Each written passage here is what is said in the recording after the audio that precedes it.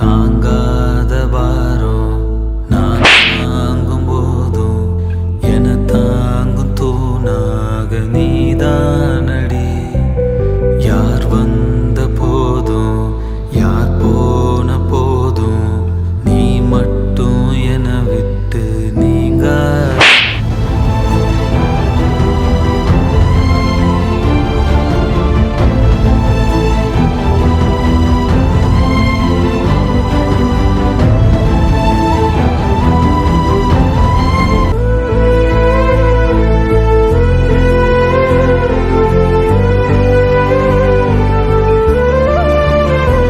ஓ கனவா?